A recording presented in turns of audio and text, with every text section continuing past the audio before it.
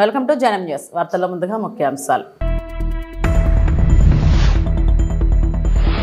పార్లమెంటుపై దాడి జరిగి 23 ఏళ్లైన సందర్భంగా ప్రాణాలు కోల్పోయిన జవాన్లకు నివాళులు అర్పించిన నేతలు.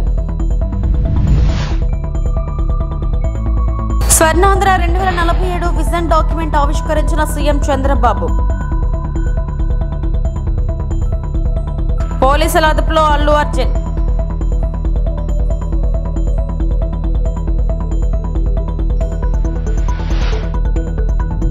ప్రజలను అవమానించేలా తెలంగాణ తల్లి విగ్రహ ఏర్పాటు. ఎమ్మెల్సీ కవిత.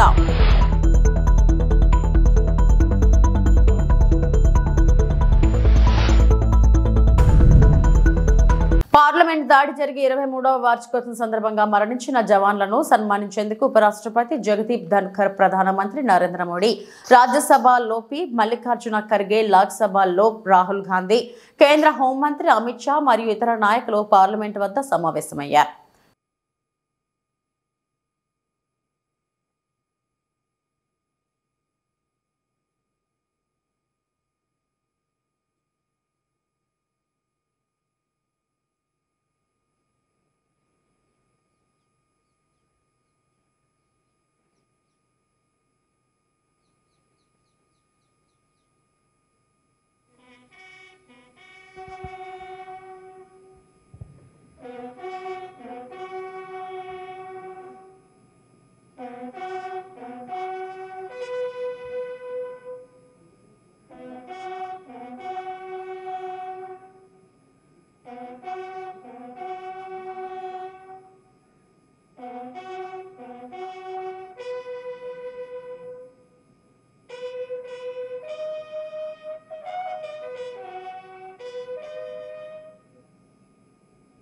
अब हम शहीदों के सम्मान में मौन रखेंगे।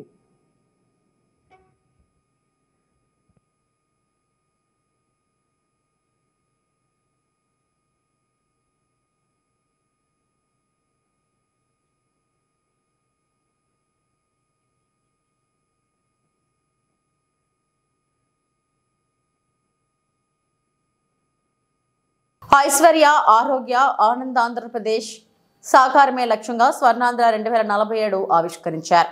విజయవాడలోని ఇందిరాగాంధీ మున్సిపల్ స్టేడియంలో నిర్వహించిన కార్యక్రమంలో సీఎంతో పాటు డిప్యూటీ సీఎం పవన్ కళ్యాణ్ మంత్రులు పాల్గొన్నారు. 10 సూత్రాలు ఒక విజన్ పేరిట డాక్యుమెంట్ ను సీఎం చంద్రబాబు ఆవిష్కరించారు.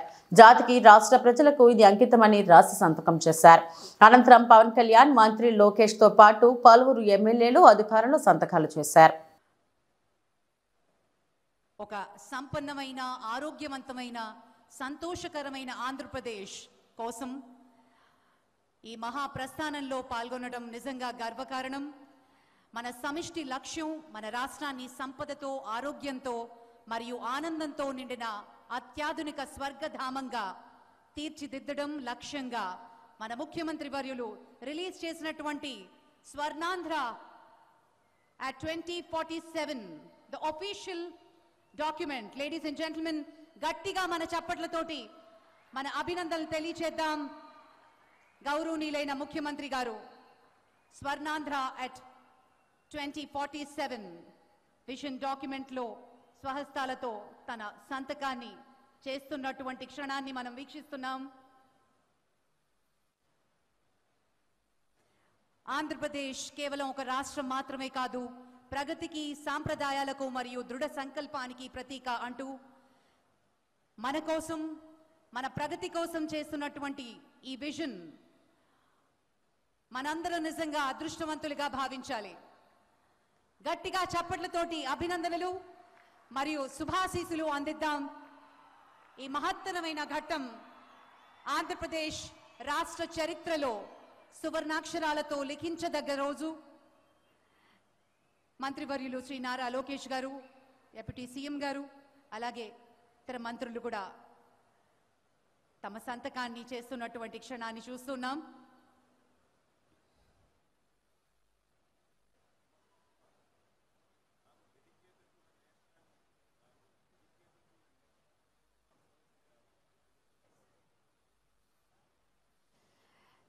Swarnandhra 2047 ni it's dedicated to the nation and people of Andhra Pradesh. అంటూ రాశారు ముఖ్యమంత్రి గారు. ఆంధ్రప్రదేశ్ రాష్ట్రానికి జాతికి అంకితం చేశారు Swarnandhra at 2047. Thank you sir, thank you very much.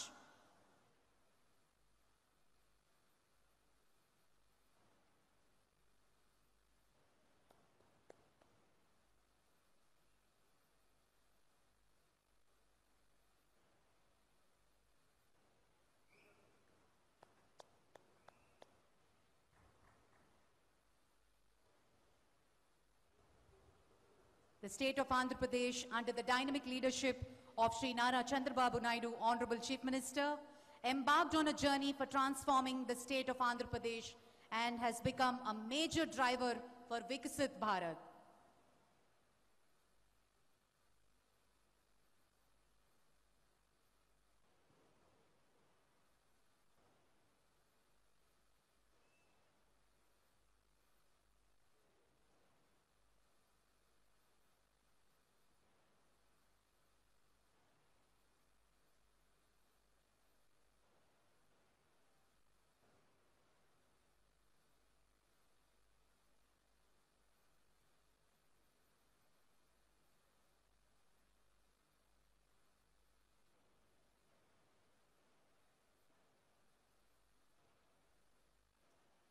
ఈ బృహత్తరమైన కార్యక్రమానికి ఈ రూపకల్పనలో వివిధ సెక్టర్స్ నుంచి విద్యార్థులు, రైతులు, మహిళలు, అలాగే కార్పొరేట్ ఎంప్లాయీస్ ప్రతి ఒక్కరూ పాల్గొనడం జరిగింది. వారి స్పందనని కూడా అందించారు. దగ్గర 17 లక్షల రెస్పాన్సెస్ రావడం నిజంగా ఆనందదాయకం. ఇది ఒక రికార్డ్ అని చెప్పుకోవాలి. మరి ఆ రూపకల్పనలో పాల్గొన్నవారు ఈ కార్యాచరణలో కూడా పాలు పంచుకుని తమ అమూల్యమైన అభిప్రాయాల్ని కూడా ఈరోజు సభాముఖంగా పంచుకున్నారు.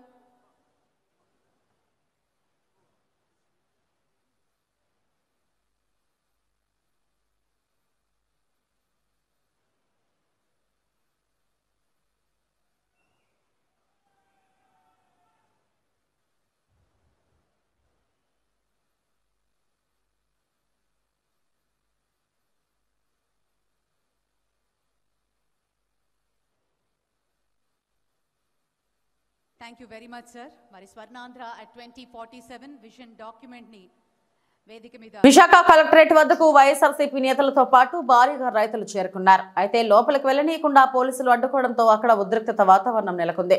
ఈ క్రమంలో తోపులాట జరగ్గా మాజీ ఎమ్మెల్యే చింతలపూడి వెంకటరామయ్య గాయపడ్డారు. ఆయన చేతికి గాయమైనట్లు తెలుస్తుంది. మరోవైపు జిల్లా పరిషత్ కార్యాలయం నుంచి కలెక్టరేట్ దాకా వైఎస్ఆర్సీపీ భారీ ర్యాలీ నిర్వహించింది. ఈ క్రమంలో డిఆర్ కు వినతి పత్రం సమర్పించారు. ఆ పార్టీ నేతలు ప్రజల పక్షాన వైఎస్ఆర్సీపీ పోరాటం చేస్తుంది. రైతాంగ సమస్యలపై రాష్ట్ర వ్యాప్తంగా కలెక్టర్లకు వినతి పత్రం సమర్పించాం. కూటమి ప్రభుత్వం అధికారంలోకి వచ్చి 6 నెలలు అవుతున్నా రైతులకు ఇచ్చిన హామీలను నెరవేర్చలేదు. తక్షణమే రైతులకు గిట్టుబాటు ధర కల్పించాలి. సూపర్ 6 అని చెప్పి కూటమి ప్రభుత్వం డకౌట్ అయింది. ఇచ్చిన మాట ప్రకారం రైతులకు ఏడాదికి 20,000 రూపాయలు ఇవ్వాల్సిందే. రైతులకు గిట్టుబాటు ధర కల్పించాలి. 20 లక్షల మంది నిరుద్యోగులకు నిరుద్యోగ భృతి ఇస్తామన్నారు. 18 ఏళ్లు నిండిన మహిళలకు నెలకు 1,500 రూపాయలు ఇస్తామని చెప్పి ఆ హామీలని నెరవేర్చాల్సిందేనని గుడివాడ అన్నారు. పార్టీకి సంబంధించినటువంటి నాయకత్వం అంతా కూడా ప్రతి జిల్లా కేంద్రంలో కూడా ఒక నిరసన కార్యక్రమాన్ని నిర్వహించి కలెక్టర్లకి రిప్రజెంటేషన్ ఇచ్చేటువంటి కార్యక్రమాన్ని ఈరోజు చేపట్టడం జరిగింది. ఎన్నికలు అయిపోయిన తర్వాత వచ్చినటువంటి ఫలితాలు చూసిన తర్వాత కూటమి అధికారంలోకి వచ్చిన తర్వాత వారికి ముందుగానే చెప్పాం, మీకు 6 నెలల సమయం ఇస్తాం. 6 నెలల హనీమూన్ పీరియడ్ అనేటువంటిది ఏ ప్రభుత్వానికన్నా ఇవ్వాల్సిందే. ఇచ్చిన తర్వాత మీరు ఇచ్చినటువంటి హామీల మీద ప్రతిపక్షంగా వైఎస్ఆర్ కాంగ్రెస్ పార్టీ ప్రజల పక్షాన పోరాటం చేస్తుంది. ప్రధానమైనటువంటి హామీల్ని ఏదైతే మీరు ఎన్నికల్లో గెలవడానికి ఉపయోగించుకున్నారో వాటిని నిలబెట్టుకునేటువంటి దిశగా మీ మీద ఒత్తిడి తీసుకొని వస్తుంది వైఎస్ఆర్ కాంగ్రెస్ పార్టీ అని చెప్పి ఏదైతే చెప్పామో చెప్పినటువంటి విధంగా నిన్నటికి వారు జూన్ 4వ తారీఖు అధికారంలోకి వచ్చినప్పటికీ జూన్ 12వ తారీఖు వారు ప్రమాణ స్వీకారం చేసి నిన్నటికి డిసెంబర్ 12వ తారీఖు నిన్నటికి 6 నెలలు పూర్తయింది. ఈరోజు కార్యక్రమాన్ని చేపట్టాం. రాష్ట్ర వ్యాప్తంగా వైఎస్ఆర్ కాంగ్రెస్ పార్టీ శ్రేణులు, రైతులు అందరూ కూడా ప్రతి జిల్లాలో కూడా ఈ కార్యక్రమాన్ని నిర్వహించి రైతుల పక్షాన నిలబడి ప్రభుత్వం మీద ఒత్తిడి తీసుకొచ్చేటువంటి కార్యక్రమాన్ని చేస్తూ ఉన్నాం. గతంలో ధాన్యానికి సంబంధించి వైఎస్ఆర్ కాంగ్రెస్ పార్టీ ప్రభుత్వంలో ఏదైతే మినిమం సపోర్ట్ ప్రైస్ 1750 రూపాయలు 74 కేజీల బస్తాకి వచ్చేదో ఈరోజు అదే బస్తా 1400కి 1300కి దళారుల చేతుల్లో ఎక్కడ నష్టపోతామనేటువంటి భయంతో వాళ్ళని బెదిరించి రైతులను బెదిరించి ఈరోజు మధ్యవర్తులు రాజ్యం వెళ్తూ ఉన్నారు. ప్రభుత్వం ఎక్కడ పట్టించుకునేటువంటి పరిస్థితి లేదు. ఒక చరిత్రగా రైతులకి తీసుకొచ్చినటువంటి ఆ రోజు జగన్మోహన్ రెడ్డి గారు రైతు భరోసా కేంద్రాలు ఈరోజు నిర్వీర్యం చేసి 2019 ముందుకు ఏ రకమైనటువంటి పరిస్థితులు రైతులు ధాన్యానికి సంబంధించి లేదా ఎరువులకు సంబంధించి సొసైటీల ముందు ఏ రకంగా లైన్లో నిలబడి లాఠీ ఛార్జీలు చేయించుకొని ఇబ్బందులు పడేటువంటి పరిస్థితుల దగ్గర నుంచి వారి గ్రామానికే రైతు భరోసా కేంద్రాలను తీసుకొని వెళ్ళేటువంటి గొప్ప బృహత్తరమైనటువంటి కార్యక్రమం ఆ రోజు వైఎస్ఆర్ కాంగ్రెస్ పార్టీ చేసింది. అందుకే రైతు భరోసా కేంద్రాలను కూడా పునరుద్ధరించాలి, వాటిని మళ్ళీ అమల్లోకి తీసుకొని రావాలి, రైతులకి చేరువ చేయాలి, రైతులు నష్టపోవడానికి వీల్లేదు. వీటన్నిటికన్నా మించి మేము గతంలో వైఎస్ఆర్ రైతు భరోసా కార్యక్రమం కింద 13,500 రూపాయలు సంవత్సరానికి ప్రతి రైతుకి పెట్టుబడి సాయం కింద అందించేవాళ్ళం. మీ ప్రభుత్వం రాకముందు ఏమేమి మాటిచ్చారు, ఎన్నికల్లో రైతులకు ఏం చెప్పారు? మేము అధికారంలోకి వస్తే 13,500 కాదు సంవత్సరానికి 20,000 ఇస్తామన్నారు. రైతు భరోసా కార్యక్రమం కాదు, మా పేరు అన్నదాత సుఖీభవ అని చెప్పి పెడతామని చెప్పని అన్నారు. సూపర్ 6లో ఇదొక హామీ అన్నారు. రాష్ట్రంలో ఉన్నటువంటి దాదాపు 50 లక్షల పైచిలకు రైతు కుటుంబాలకి న్యాయం చేస్తామని చెప్పారు.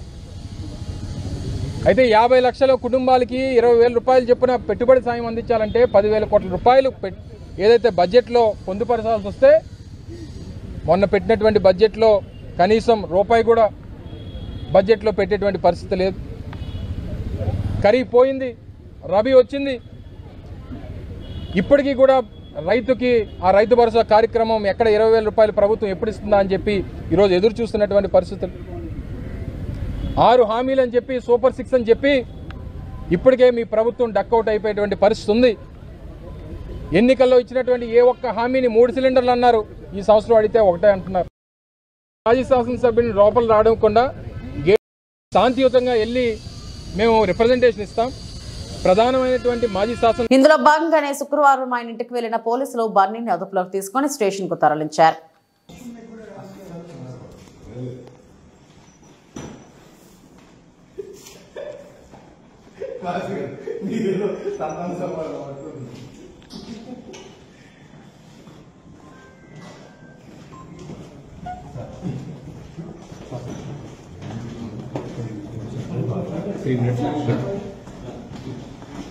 అవును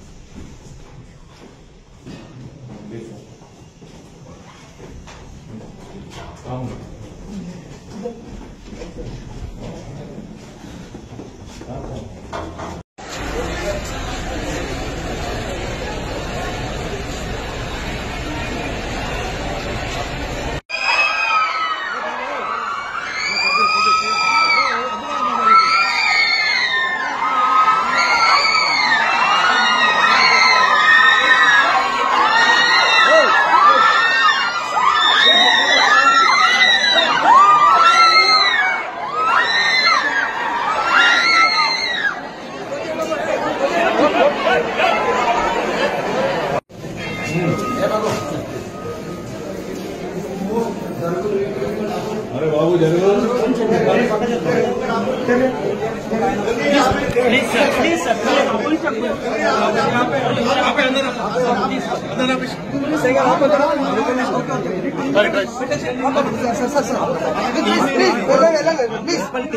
ఎమ్మెగ్నూరు అభివృద్ధికి 2 కోట్ల మంజూరు. ఎమ్మెల్యే డాక్టర్ బివి జయనాగేశ్వరరెడ్డి రోడ్ల నిర్మాణానికి భూమి పూజ. ఎమ్మెగ్నూరు శ్రీ నీలకంఠేశ్వర స్వామి జాతర లోపల రోడ్లు పూర్తి కావాలని మున్సిపల్ కమిషనర్ గంగిరెడ్డికి ఎమ్మెల్యే బివి జయనాగేశ్వరరెడ్డి ఆదేశాలు. పట్టణంలో అభివృద్ధి వేగవంతం చేయాలని ఎమ్మెల్యే బివి అధికారులకు దిశానిర్దేశం. పట్టణంలో ఎలాంటి అభివృద్ధి కుంటుపడినా సహించేదే లేదని ఎమ్మెల్యే బివి జయనాగేశ్వరరెడ్డి అధికారులకు సూచన. కరెక్షన్ వచ్చేసారు, నీట్గా రోడ్ వేసారు. ఒక వైట్ చేయించండి, అటు ఇటు ఇదే కదా అంగళ్ళు పెట్టేది. ఏమవుతుంది వైట్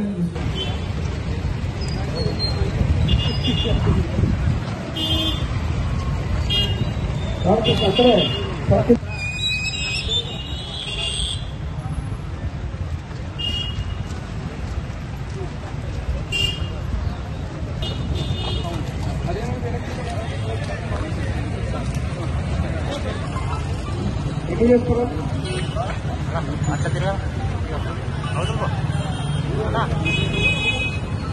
ఒకసారి తినిపిస్తుంది. ఇది రైతు అన్నదాతకు అండగా నిరసన కార్యక్రమంలో పాల్గొన్న డాక్టర్ బిఆర్ అంబేద్కర్ విశ్వవిద్యాలయం పాలక మండలి సభ్యులు మరియు వైఎస్ఆర్సీపీ రాష్ట్ర మహిళా విభాగం ఉపాధ్యక్షురాలు పేడాడ రమణీ కుమారి ఈ రోజు విశాఖపట్నం జిల్లా పరిషత్ జంక్షన్ వద్ద కల కృష్ణ మందిరం నుండి పాదయాత్రగా రైతులతో విశాఖపట్నం జిల్లా కలెక్టర్ కార్యాలయంకు వెళ్లడం జరిగింది. ఈ సందర్భంగా ఆర్డీఓ భవానీ శంకర్ ధాన్యం సేకరణలో వారికి జరుగుతున్న అన్యాయంపై నిలదీస్తూ ధాన్యం సేకరణలో వారికి కనీస మద్దతు ధర కల్పించాలని డిమాండ్ చేయడంతో పాటు పెట్టుబడి సాయం కింద ఇస్తామన్న 20,000 ఇవ్వాలని డిమాండ్ చేయడం. వీటితో పాటు ఇప్పటి వరకు రైతులకు అందుతున్న ఉచిత పంటల బీమాను రైతులకు వర్తింప చేయాలన్న డిమాండ్తో రైతులకు మద్దతుగా వినతి పత్రం ఇవ్వడం జరిగింది. ఈ కార్యక్రమంలో విశాఖపట్నం వైఎస్ఆర్ కాంగ్రెస్ పార్టీ జిల్లా పార్టీ అధ్యక్షులు మాజీ మంత్రి గుడివాడ అమర్నాథ్, నగర మేయర్ శ్రీమతి హరి వెంకట కుమారి, శాసన మండలి సభ్యురాలు మరియు వైఎస్ఆర్సీపీ రాష్ట్ర మహిళా విభాగం అధ్యక్షురాలు శ్రీమతి వరదు కళ్యాణి, ఎమ్మెల్సీ రవీంద్రబాబు, మాజీ ఎమ్మెల్యేలు, సమన్వయకర్తలు, డిప్యూటీ మేయర్, కార్పొరేటర్లు, మాజీ కార్పొరేటర్లు, వార్డు అధ్యక్షులు, కార్యకర్తలు, ఇతర ప్రజాప్రతినిధులు తదితరులు పాల్గొన్నారు.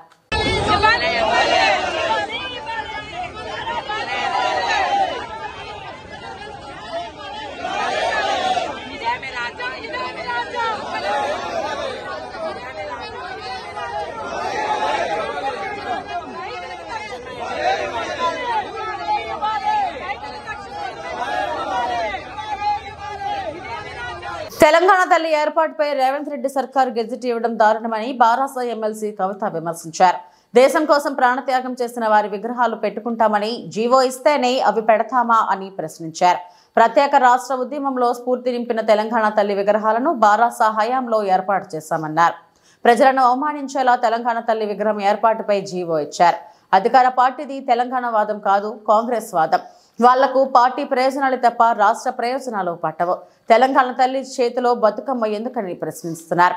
ఇందిరాగాంధీ, సోనియా, రాహుల్ కూడా బతుకమ్మ ఆడారు. బారాస హయాంలో దాన్ని రాష్ట్ర పండుగగా గుర్తించాం. దీనికి సంబంధించి జీవో కూడా జారీ చేశాం. బతుకమ్మను అవమానించేలా మాట్లాడిన మంత్రులపై ఏం చర్యలు తీసుకుంటారు? జీవో ఇస్తేనే భరతమాత విగ్రహాలు. ఇవాళ మీరు గమనించినట్టయితే ఉమ్మడి ఆంధ్రప్రదేశ్లో ఉన్నప్పుడు మన తెలంగాణ అస్తిత్వం మీద రకరకాలుగా దాడి జరిగేది. అది మన భాషను అవహేళన చేయడం కావచ్చు, మన యాసను అవహేళన చేయడం కావచ్చు, మన దగ్గర కవులు కళాకారులు లేదనడం కావచ్చు, లేకపోతే మన పాటలు కాకుండా మన పాటలను మరిపించేటటువంటి ఇంకొక పాటలను ప్రభుత్వ వేదికల మీద పాడించడం కావచ్చు, మన పండగలను అవహేళన చేయడం కావచ్చు, మన పండగలకు ప్రాధాన్యత ఇవ్వకపోవడం కావచ్చు, మన దగ్గర ఉండేటటువంటి గంగా జమున తహజీబ్ని అవమానించే విధంగా మాట్లాడడం కావచ్చు. ఇవన్నీ కూడా మనం ఉమ్మడి ఆంధ్రప్రదేశ్లో భరించినాం, వాటిని ఫేస్ చేసినాం, వాటిని దాటుకొని ఉద్యమం చేసి ఇవాళ ప్రత్యేక తెలంగాణ రాష్ట్రాన్ని సాధించుకోవడం జరిగింది. ప్రత్యేక తెలంగాణ రాష్ట్రం సాధించుకున్న తర్వాత కేసీఆర్ గారు పెద్దలు ముఖ్యమంత్రి అయిన తర్వాత మరి చిన్నది పెద్దది అని చూడకుండా అది పాలపిట్టైనా, తంగేడు పువ్వు అయినా, జమ్మి చెట్టు అయినా, కృష్ణ జింక అయినా అన్నీ కూడా అధికారిక చిహ్నాలుగా ప్రకటించుకుంటూ, అట్లానే బతుకమ్మ పండుగ అయినా, బోనాల పండుగ అయినా వాటిని రాష్ట్ర పండుగలుగా ఆనాడే కేసీఆర్ గారు గుర్తించడం జరిగింది. అట్లానే తెలంగాణ సమాజానికి 100 సంవత్సరాలుగా అలవాటు ఉన్నటువంటి మత సామరస్యాన్ని కాపాడడానికి కూడా ఒక పక్క క్రిస్మస్ని ప్రభుత్వ పరంగా చేస్తూ, ఇంకొక పక్క రమదాన్ని చేస్తూ, ఇంకొక పక్క బతుకమ్మ బోనాలు చేస్తూ, మరి అన్ని విధాలుగా కూడా మన గంగా జమున సంస్కృతిని కాపాడుతూ రావడం జరిగింది. మరి ఇవాళ 10 ఏళ్ళు బీఆర్ఎస్ పాలన తర్వాత ఒక రికార్డ్ లాగా ఒక చిన్న మత కల్లోలం కూడా లేకుండా మనం సాధించుకోవడం జరిగింది. ఇవాళ కాంగ్రెస్ ప్రభుత్వం వచ్చినప్పటి నుంచి ఏం జరుగుతుంది?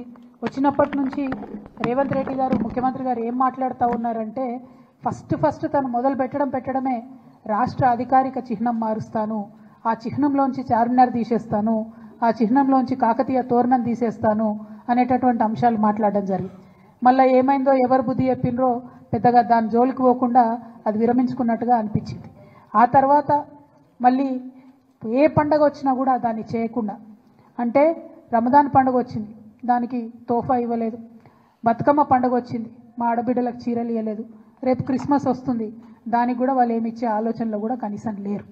అదేవిధంగా మరిగా ప్రభుత్వ వేడుకల్లో పాడుతున్నటువంటి పాటలు చూస్తే నిజంగా కన్నీళ్ళు వచ్చేటటువంటి పరిస్థితి. మొన్న పెద్దపల్లిలో కానీ, అంతకుముందు వరంగల్లో కానీ, నిన్న సెక్రటేరియట్లో వాళ్ళు పెట్టుకున్న కార్యక్రమంలో కానీ మనకు సంబంధం లేని పాటలు, అసలు మన తెలంగాణ సమాజం ఆమోదించినటువంటి పాటలు. మరి అంతమంది తెలంగాణలో జానపద కళాకారులు ఉంటే ఒక్క కళాకారుడు కూడా మీకు పాట పాడడానికి దొరకలేదా? ఒక్క తెలంగాణ గీతం, తెలంగాణ సంస్కృతి. అనకాపల్లి జిల్లా నర్సీపట్నం నియోజకవర్గం గొలుగొండ మండలం ఏఎల్పురం మద్యం దుకాణానికి ప్రభుత్వ నిబంధనలు వర్తించవా?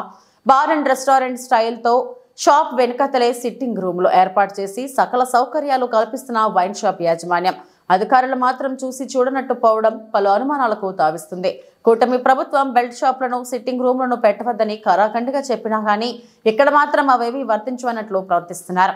పత్రికలలో వార్తలు వచ్చినా గానీ అధికారులు స్పందించకపోవడంతో నేరుగా జిల్లా కలెక్టర్కు ఫిర్యాదు చేస్తామని పలువురు ఆవేదన వ్యక్తం చేస్తున్నారు.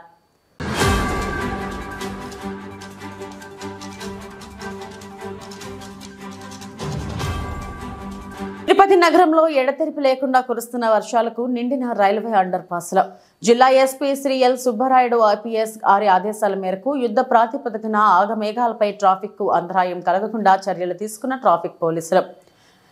జిల్లా ఎస్పీ ఆదేశాలపై ట్రాఫిక్ డీఎస్పీ రామకృష్ణాచారి ఆధ్వర్యంలో ట్రాఫిక్ పోలీసులు నగరంలో ట్రాఫిక్ కు అంతరాయం కలగకుండా చర్యలు చేపట్టారు. భారీ వర్షాల కారణంగా రైల్వే అండర్ పాస్లు పూర్తిగా జలమయమయ్యాయి. East railway under pass, west railway under pass, RC road railway under పాస్లు పూర్తిగా నిండి ట్రాఫిక్ కు తీవ్ర అంతరాయం కలిగింది. ఆగమేఘాలపై జేసీబీ సహాయంతో నీటిని తొలగించి ట్రాఫిక్ ను పునరుద్ఘాటించారు. అలాగే తిరుపతి నుండి తిరుచానూరు వెళ్ళు రోడ్ మార్గంలో శ్రీనివాస కళ్యాణ మండపంలో సముదాయం పక్కన గల ఎస్పీడీసీఎల్ క్రీడా ప్రాంగణం ముందు రోడ్డు సుమారు 6 అడుగుల వరకు నీట మునిగి ట్రాఫిక్ రాకపోకలకు ఆటంకం ఏర్పడి ఇటు ప్రజలకు, యాత్రికులకు మరియు వాహనదారుల రాకపోకలకు తీవ్ర అంతరాయం ఏర్పడి ట్రాఫిక్ స్తంభించింది. జోరు వాన కురుస్తున్న జేసీబీ సహాయంతో రోడ్డు మధ్యన ఉన్నటువంటి డివైడర్ ను పగలగొట్టి నిల్వ నీటిని తొలగించి ట్రాఫిక్ అంతరాయం లేకుండా వాహన రాకపోకలు సజావుగా సాగే విధంగా చర్యలు తీసుకున్నారు.